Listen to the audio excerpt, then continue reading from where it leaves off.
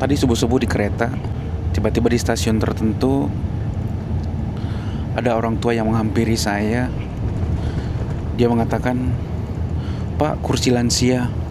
Faktanya saya tidak duduk di kursi lansia, saya duduk di kursi biasa, tetapi dia meminta kursi lansia kepada saya. Artinya dia meminta kursi saya untuk dia tempati buat duduk. Secara spontan saya langsung bilang ke ibunya, "Ibu, kalau mau kursi lansia, kursinya ada di setiap pojok gerbong kereta." Dan dia kekeh, "Tidak, ini juga kursi lansia kok." Saya bilang, "Ini bukan kursi lansia ibu, ini kursi biasa." Terus saya sedikit emosional, saya antarlah ibu itu ke kursi prioritas, salah satunya buat lansia itu. Nah, kalau ibu mau kursi lansia, duduknya di sini. Nah, poinnya adalah mulai sekarang kita harus terbiasa menolak orang-orang prioritas untuk duduk di kursi yang bukan prioritas, kecuali memang kursi prioritas itu sudah dipenuhi oleh orang-orang yang kriteria prioritas itu. Ini normal. Jangan mentang-mentang mereka tua dan mentang-mentang mereka tidak berkecukupan, misalnya dia meminta kursi Anda yang sudah Anda tempati dari jauh-jauh stasiun, dan ini harus Anda tolak.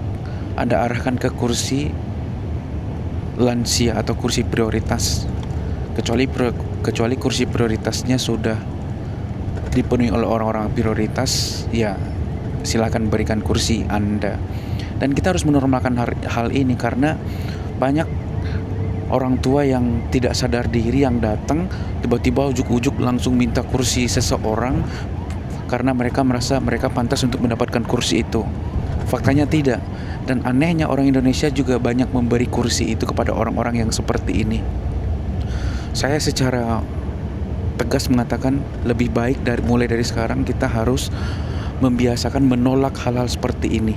Jika kursi prioritas sudah dipenuhi oleh orang-orang dengan kriteria prioritas seperti hamil, lansia, bawa anak, dan lain-lain sebagainya.